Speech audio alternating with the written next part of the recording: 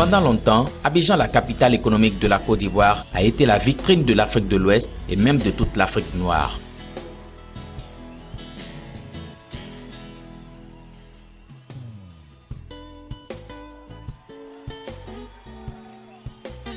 Une belle ville caractérisée par ses gratte-ciel, ses rues bitumées et bien entretenues. Ses quartiers chics tels que Cocody, Riviera Golf ou encore Marcory Zone 4. Ses rues propres et salubres, ses immeubles et les autres bâtiments aux façades toujours bien peintes. Aujourd'hui, la réalité est tout autre. Ces façades de logements présentent des aspects qui laissent à désirer.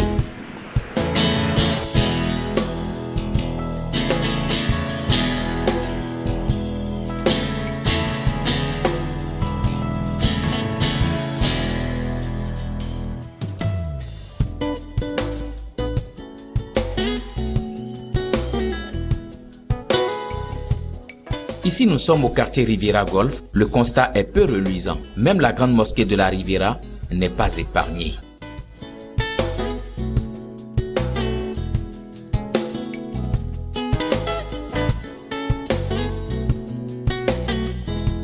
Ça ne présente plus la Côte d'Ivoire que nous connaissons autant. Là, elle n'est plus présentable. À mon avis, que l'État fasse quelque chose pour que trouve les locataires, ni peut-être que ce soit les propriétaires, qui puissent refaire la peinture du quartier Riviera, présente autrefois le quartier de luxe d'Abidjan. Mais aujourd'hui, on a l'impression que c'est le marché Gourou d'Adjamé.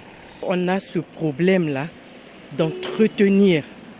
Nous ne savons pas entretenir nos endroits, les endroits dans lesquels nous vivons, les endroits que nous arrangeons pour rendre notre ville très belle. On ne sait pas les entretenir. Dès qu'on construit, c'est très beau à voir, mais 2 mois après, vous revenez, vous êtes étonnés. C'est pas normal, partout c'est comme ça. Il n'y a pas un immeuble. Si vous voyez un immeuble qui est peint, qui est joli, c'est qu'il est tout neuf. Vraiment, il est tout neuf. Dans 2-3 ans, ça sera pareil comme celui-là. C'est comme ça. Voilà. Les exemples de bâtiments décrépits et mal entretenus pilulent aussi d'autres quartiers d'Abidjan. À l'image de la Riviera Golf, 2 plateaux, c'est le même constat comme partout à Abidjan.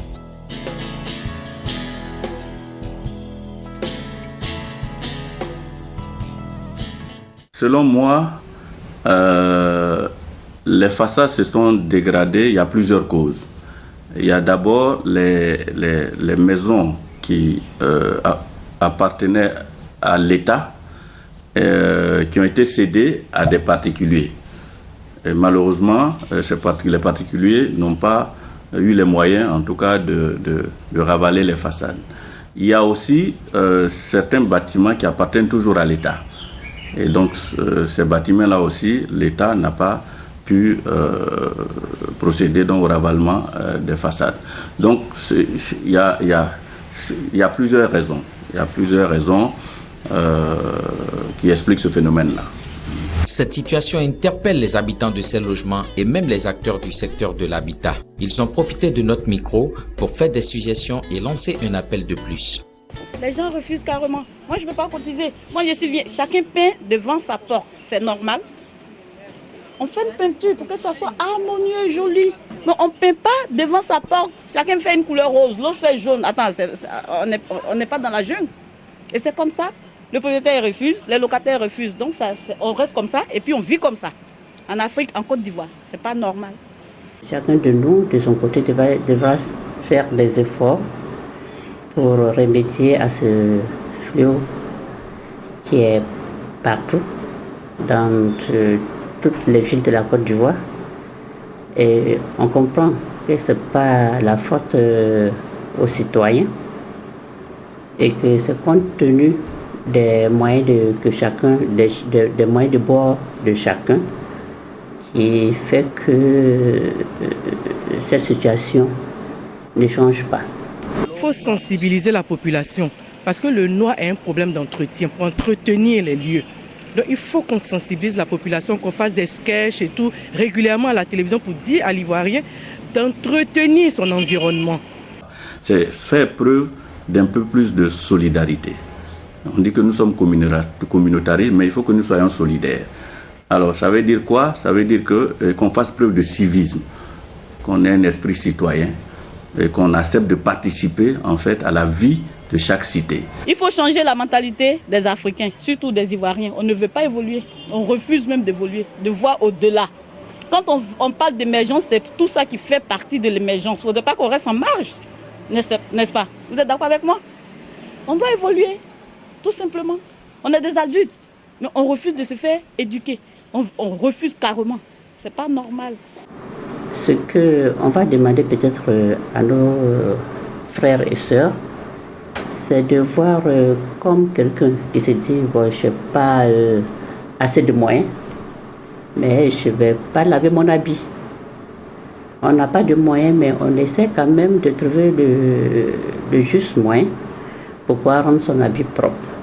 Et quand on le fait, c'est bon pour soi-même, c'est bon pour son équilibre et c'est bon également pour l'entourage. Ce qu'on va peut-être demander à nos frères et sœurs, c'est d'essayer de faire des efforts dans ce sens-là et puis donner un coup de peinture à nos maisons pour que nous soyons tous fiers de notre belle Côte d'Ivoire. Le ministre ivoirien en charge de l'habitat et du logement social, quant à lui, se dit aussi indigné et annonce des actions. Le président de la République veut que les façades des immeubles soient rapidement ravalées et repeintes. Là aussi, nous allons prendre des initiatives, nous allons vous rencontrer parce que notre vision, notre façon de voir les choses, ce n'est pas d'agir forcément sous la contrainte, sur la persuasion.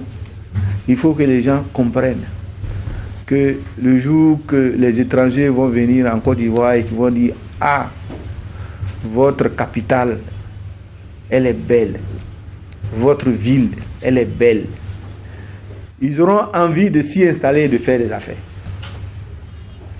Le jour qu'ils verront que la ville est propre, qu'on ne jette pas les ordures n'importe comment, ils seront heureux de vivre ici et ça sera une richesse pour nous.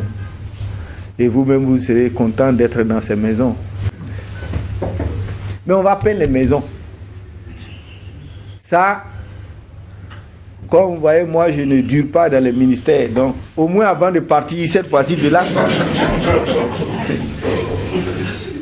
je veux au moins peindre ces maisons. Appel est donc lancé à plus de civisme afin qu'Abidjan redore son blason de ville de rêve.